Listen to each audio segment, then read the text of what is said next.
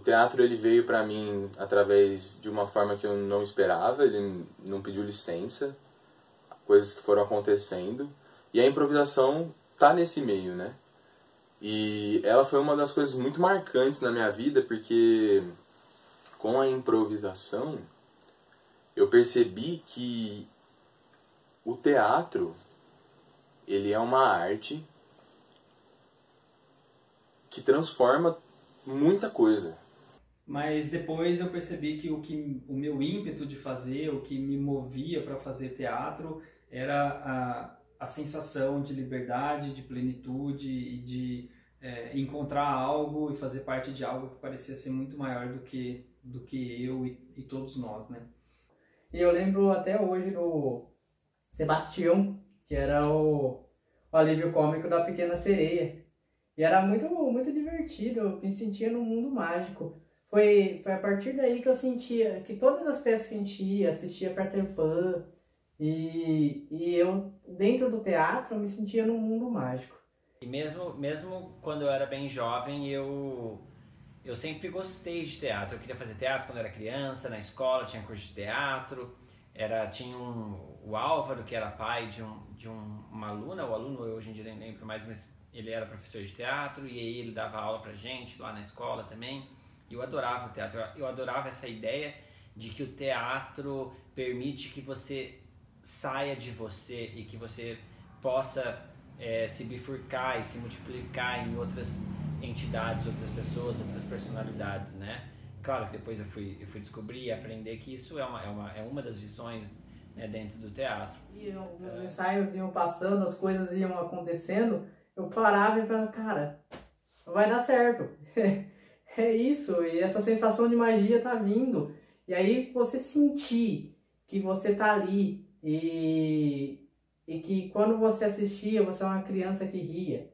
E você tá fazendo as crianças rirem, você tá fazendo as crianças se transportar para um momento ali que tá fora, tá longe de tudo aquilo que tá acontecendo, é muito legal. Ter aquela sensação, aquele friozinho na barriga que faz parte e a sensação de completude quando tudo acaba também, né? A satisfação que você enxerga no rosto das pessoas que estão te assistindo, a satisfação que você sente como grupo, né? Assim, a energia que o grupo fica no dia da apresentação e depois quando passa e todo o processo de construção que vale muito a pena, a gente aprende todo dia.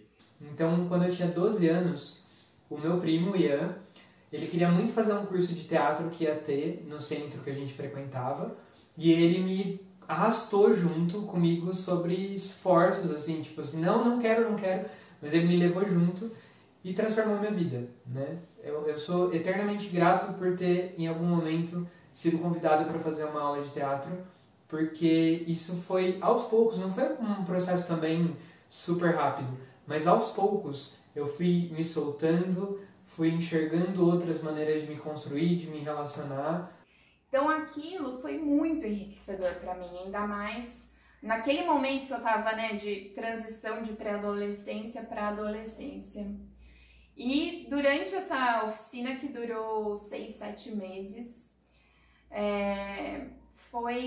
eu me redescobri, na verdade.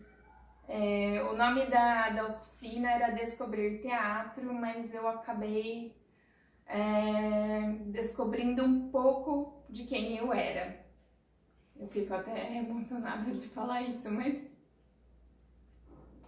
foi um pouco de saber quem era a Mariana, por que a Mariana estava passando por aquelas situações, por aquelas crises. E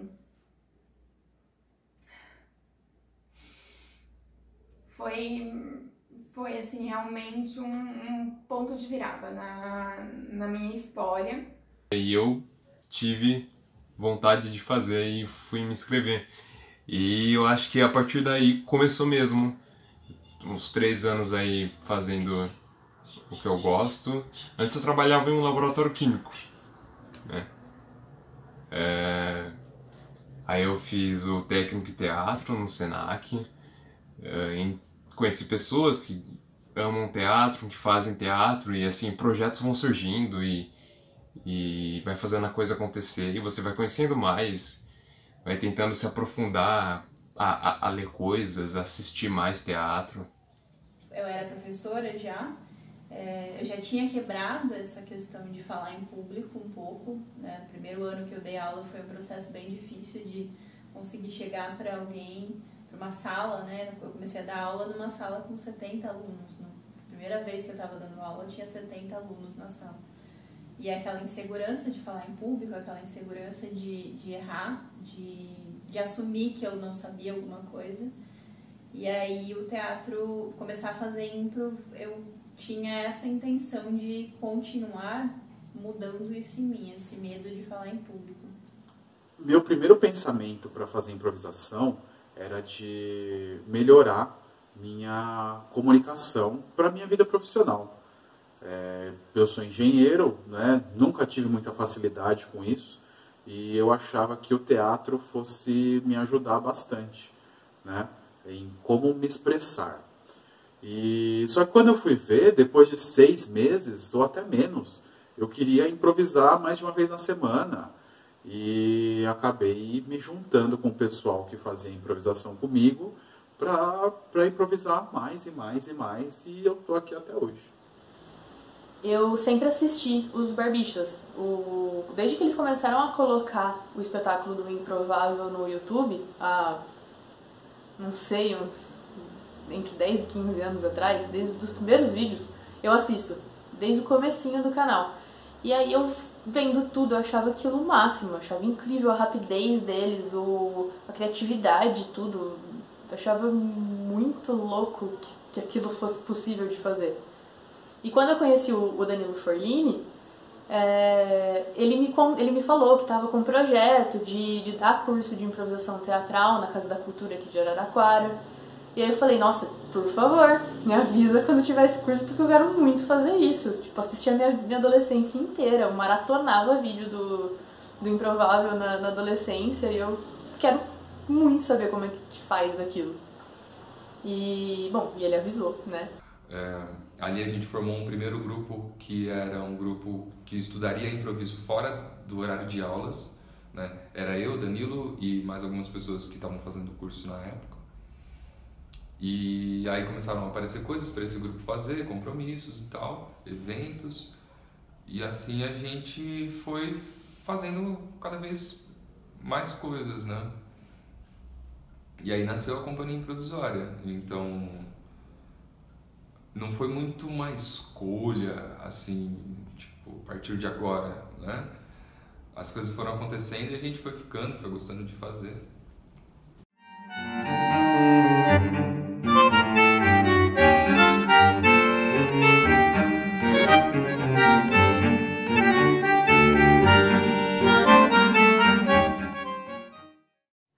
Improvisação é teatro sem roteiro, sim, no básico.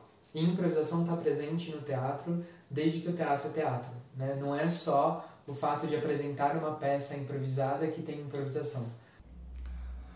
A impro é uma excelente técnica para você aprender a fazer e também entender como funciona o teatro. Eu acho que é uma linguagem simplificada para você ter principalmente os seus primeiros contatos com o teatro, mas mesmo depois ela ainda se mostra muito rica em conhecimento sobre o entendimento de o que é uma cena, o que é uma peça, o que é o ator. Então o trabalho de improvisar, o trabalho de entrar em contato com as coisas pela primeira vez, sem ter combinado antes, ele está presente em tudo. O que a gente faz no improviso é simplesmente dar um enfoque extra na parte do não planejado e levar isso para o palco. Para isso a gente precisa treinar alguns princípios. Eu gosto muito do sim e, que é o além de, estamos juntos e o que você falou é legal, e mais. E aí mais do outro, e esse e mais vai tornando um mundo mágico. E aí foi onde que eu gostei. Aí que, na verdade, o que me cativou para mim ficar na improvisação foi esse... Você não tem roteiro, né? um teatro totalmente sem roteiro. Então você entra lá, você conhece as regras do jogo e você joga. É quase uma brincadeira de criança, mas bastante desafiadora, né? Que faz assim, exige que a nossa cabeça pense rápido, mas ao mesmo tempo é prazeroso e é libertador. E você falar sim para todas as propostas, que é um dos fundamentos da improvisação teatral, né? Falar sim para tudo no jogo, e obviamente a gente carrega isso para a vida, não tem como, né? Então eu passei a falar sim para propostas na minha vida e oportunidades que antes eu ficava com medo, e hoje eu entendo que são os jogos da vida, assim como na improvisação. E quando eu falo sim, o resultado é sempre ele me traz tudo que ele pode trazer de bom, né? Então, e quando eu falo de bom, às vezes é algo que não deu certo, mas que me trouxe um aprendizado, né? Então eu acho que isso faz parte do que a gente aprende na impro também, né? Então, se eu e você estamos fazendo uma cena que a gente não sabe sobre o que é, eu tenho vontades para direcionar essa cena e você tem vontades para direcionar essa cena. Só que quando a gente está fazendo isso sem combinado, a gente precisa jogar numa lógica de aceitar aquilo que o outro propõe. É o que no improviso a gente chama de regra do sim.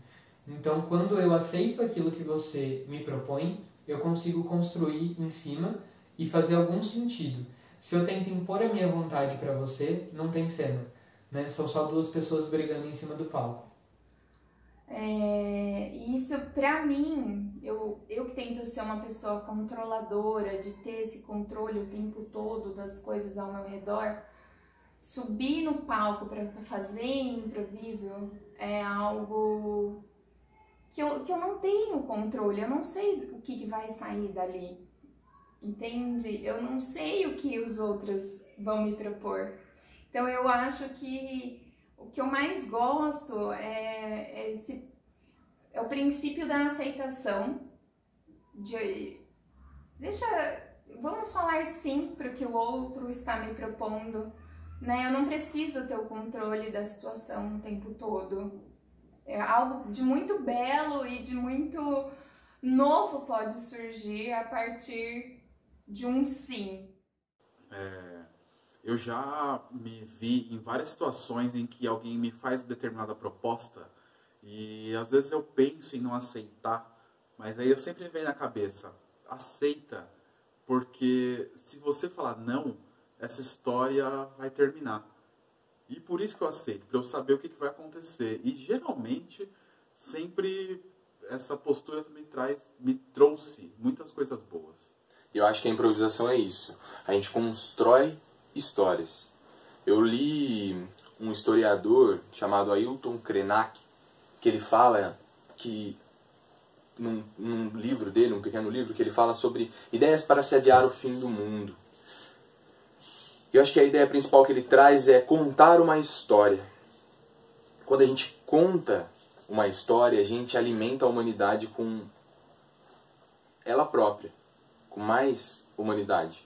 Então eu acho que a improvisação ela permite que a gente faça isso. E quando a gente confia um no outro, essas histórias são contadas de diversas formas, de diversos pontos de vista, de construções que são partidas de subjetividades. Quando alguém traz uma ideia, uma sugestão para mim, hoje em dia, vamos supor, numa relação de trabalho, etc., eu vou, por mais que eu não goste daquela ideia, para aquele momento ou para aquele projeto, por mais que eu não goste daquela ideia... Ela compete com você, cara. Ela compete comigo, a ideia. Então eu aceito ela. Então quando a gente tem, por exemplo, um barulho de um cachorro latindo no fundo de uma gravação, por que falar não para esse cachorro latindo? Vamos pegar essa ideia, vamos trazer essa ideia para a filmagem, vamos trazer essa ideia como uma metalinguagem também para essa filmagem. Vamos falar, sim, a cachorra está latindo, né? Qual o problema da cachorra estar latindo? A gente tá vivo aqui no dia. Vamos fazer então um vídeo da cachorra latindo. Para a vida, para o seu relacionamento, para o seu trabalho. E mesmo que você não tenha que concordar com o outro o tempo todo, você aprende a escutar mesmo, a ouvir mais o outro, ser mais empático, simpático com o outro. E aí entra um outro princípio que eu gosto muito, que é o da escuta. Às vezes as pessoas não precisam nem falar o que elas gostam ou não gostam, querem ou não, que às vezes você capta com isso, né? Você vai criando meio que uma sensibilidade para entender as necessidades do momento, do ambiente, das pessoas, das situações. Claro, a escuta, né, que também tem essa relação direta com estar presente, porque estar presente também é estar alerta, é estar consciente do que está acontecendo em volta, é estar prestando atenção, né? Então a escuta também diz respeito a você deixar de lado o seu ego e prestar atenção nos outros e ouvir os outros, porque eles fazem parte daquilo também, né? Vocês todos constituem coletivamente aquela cena, e para ela andar, para ela funcionar, todo mundo tem que estar prestando atenção em todo mundo. Porque se você se preocupa muito, você não sai do lugar. Você não faz a cena desenrolar, você não faz a história acontecer, né? Você não faz ação na cena. E imagina você usando isso para o seu cotidiano, né? Para ansiedade da vida, não sei. Você valorizar o presente. Eu acho que o que vem muito forte na impro é essa capacidade de convivência entre todos. Porque eu, dando as aulas de improviso, eu comecei a perceber isso, que as aulas eram muito pacíficas, sabe? A gente se divertia, fazia brincadeira com as coisas, fazia cenas sobre diversas coisas, mas sempre existia um clima amistoso entre as pessoas. Uma das coisas que eu acho que carreguei mais foi o aceitar o erro, porque eu tenho uma característica de ser, no cotidiano, uma pessoa bem boba. E aí eu acho que a impro aflorou um pouco isso, de ser bobo, de não se julgar, tipo, você tá virando uma cara engraçada, de não se julgar, de ser bobo, de se permitir falar o que você pensou, a primeira coisa que você pensou, falar o que você tá com vontade de falar e fazer a piada que você tem vontade de fazer, sem procurar ser genial, sem procurar ser sensacional ou a melhor pessoa. De certa forma, ela é uma liberdade para eu poder me expressar de uma forma sem amarras, sem julgamento, sem uma pressão do meu ato, se ele está sendo certo ou errado.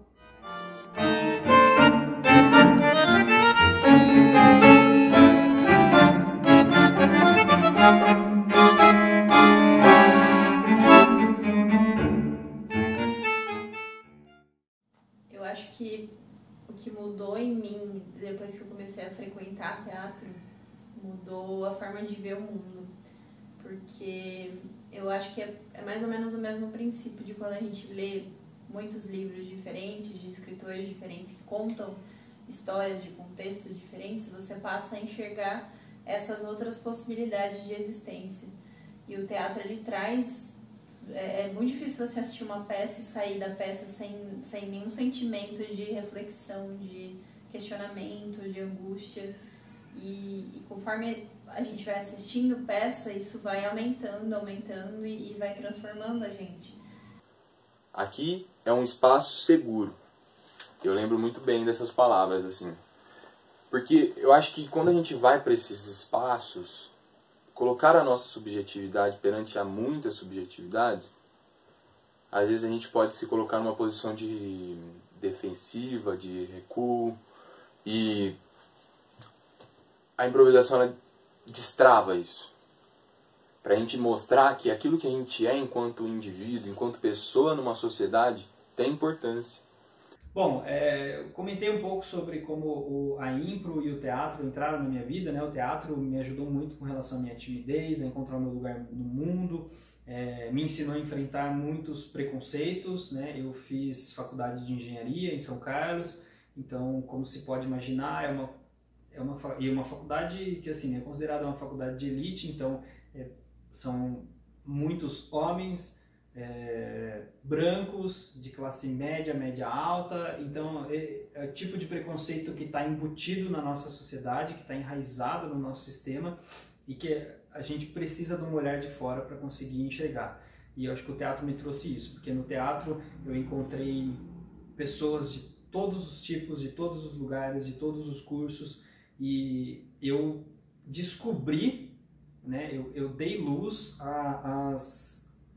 eu consegui colocar luz em cima dos preconceitos que eu carregava dentro de mim, dos quais eu não sabia. Então acho que essa foi uma das maiores lições que o teatro me ensinou. O teatro traz questionamento, o teatro traz reflexão. O teatro te leva para um lugar em que você não consegue chegar no seu dia a dia, né? O teatro te leva para fora um pouco da realidade. E isso te faz questionar determinados conceitos, determinados padrões, né? Determinadas situações que acontecem no dia a dia e que a gente passa despercebido. A arte acaba trazendo essa sensibilidade, né? No geral, se você usa essas coisas que você vai aprendendo, né? Captando com qualquer coisa, não só com teatro, com música, com fotografia, com escrita, com desenho, sempre tem alguma coisa que você consegue tirar disso tudo. Existe uma frase que eu gosto muito de um fotógrafo austríaco-estadunidense, que ele chama Ernest Haas, não sei falar direito o nome dele, alguma coisa assim. Mas ele diz assim, a câmera não faz diferença nenhuma. Ela grava o que você está vendo, mas você precisa ver. Então, é basicamente isso. Você precisa escutar, você precisa entender, você precisa sentir. A arte faz as pessoas expressarem coisas, como a arte faz as pessoas serem mais vivas, mais comunicativas, né? Querendo ser ouvidas. Como toda forma de arte, ele é uma forma de resistência. É uma forma de se impor, de impor não a opinião, mas de impor a voz, né? De impor essa perspectiva. Ele é uma ferramenta imensa de questionamento, de sensibilização. Então, quando uma peça traz uma questão importante social, ela sensibiliza, você sai tocado, né? Quantas vezes a gente não vai numa peça e sai angustiado, chora na peça porque aquilo te comove. Por mais que em cima do palco a gente tenha uma noção de ficção, às vezes em cima do palco tem mais verdade do que na verdade cotidiana, do que na realidade cotidiana, que a gente está cheio de máscara, que a gente está fingindo que não existem alguns problemas pessoais, de relacionamento e sociais, e o teatro vai lá e ele escancara tudo isso. Então, tem muito menos ficção no teatro do que parece, tem muito menos ficção no improviso do que parece, porque quando a gente coloca a luz no palco, a gente também está colocando a luz sobre problemas, a luz sobre questões, a luz sobre vontades, desejos e possibilidades de vida. A arte, ela tem essa função de colocar o dedo em determinadas feridas da sociedade, em determinados aspectos, para mostrar a realidade, para poder ser crítica e abrir os olhos do público para determinadas coisas que passam batido no cotidiano, e também para mostrar que cada um também pode ser protagonista da sua realidade, de que nós contamos, nós fazemos as nossas histórias. Nós somos pessoas coletivas, criações coletivas. Por que a gente nega as coisas? Por que uma criança, quando fala, a primeira palavra é não? Por quê? Né? Eu acho que isso são maneiras de bloquear e se criar um individualismo numa sociedade cada vez mais individual. O principal é o individualismo. Nossa sociedade é muito individualista e no teatro você não faz nada sozinho, você faz tudo em grupo. Tanto reunião como em cima do palco, você tem que ouvir e propor para o outro. E nesses termos tem que chegar num senso comum. coisa que não acontece hoje, né? As pessoas não se ouvem, né? E vão pro embate logo de cara. Então me lembra sempre que eu estou inserido na sociedade. Eu acho que isso é a consciência que fazer improviso, que fazer teatro, que trabalhar com arte traz pra gente. E agora isso está mais aflorado ainda, quando a gente olha para a situação de agora, a necessidade que a gente tem de consumir cultura, de consumir arte, mesmo que seja para distrair, para distanciar da vida real. E se a realidade é essa, temos que nos inspirar nessa realidade. Temos que tirar coisas, aprender com essa realidade e fazer o que vier. Fazer reflexões, fazer críticas. É teatro, cara. Eu acho que todas as pessoas deveriam fazer arte.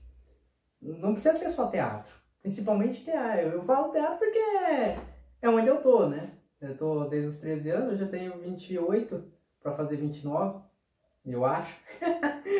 Mas eu tô nisso desde sempre. E eu não sei o que seria da minha vida sem o teatro. Eu não sei que caminhos eu trilharia, para onde eu estaria. E a única coisa que eu sei é que a arte me faz feliz. A arte me traz para um mundo mágico. A arte faz eu ser útil para a sociedade e fazem pessoas felizes. E isso me faz feliz. A arte, ela tem, né, essa capacidade de fazer reciclar, né, de formar ciclos de bem-estar, de troca. Principalmente num momento de mudança. Quando a gente olha para a história, os momentos importantes da história também tiveram uma grande força cultural ali, uma grande força artística dentro dele. Porque eles são produto da relação entre as pessoas. E agora é interessante pensar nesse distanciamento social, que parece que ele reforça a necessidade de laços que a gente tem. Então, atualmente, a gente precisa mais do que nunca da arte, do teatro, da música, da poesia, da pintura, da escrita, de tudo isso para trazer aquilo que é humano em nós. Para lembrar que, por mais que a gente esteja rodeado por notícias tristes e difíceis em termos políticos, em termos sociais, existe uma potência na troca, uma potência na relação que a gente só consegue nesse encontro entre um e o outro. E a arte é o caminho, a arte é o espaço entre, é o espaço que está entre eu e você. Né? Você que eu estou aqui conversando agora, nessa sala, nesse escritório, mas você que também está vendo esse vídeo que vai ser visto por alguém. Existe um espaço entre nós, a arte está nesse espaço e a gente precisa muito disso hoje em dia. Mas eu queria que alguém, em sã consciência, pensasse em algum momento sócio-histórico em que a humanidade viveu sem arte. E aqui eu não estou falando só de teatro, estou falando da arte no geral. Né? A arte é uma maneira de se expressar e é uma maneira de testar os limites das nossas expressões. Então, quando eu faço teatro e quando eu estou representando uma peça, algo, eu estou falando para todo mundo sobre alguma coisa que eu sinto, alguma coisa que aquelas pessoas também sentem e que às vezes elas não conseguem dar nome para aquilo, né? E por mais que elas consigam ou não, elas vão se identificar ou não com aquilo. E isso vai provocar nessas pessoas mudança. Por mais que o teatro seja brechtiano, ou seja stanislavskiano, e independente dos moldes, né? A arte produz transformação e a arte é expressão. E o ser humano deseja e necessita dessa expressão. Quero ver a arte acabar e a gente continuar vivendo. E aí, como é que ia ficar? Acho que fica aí o questionamento, né?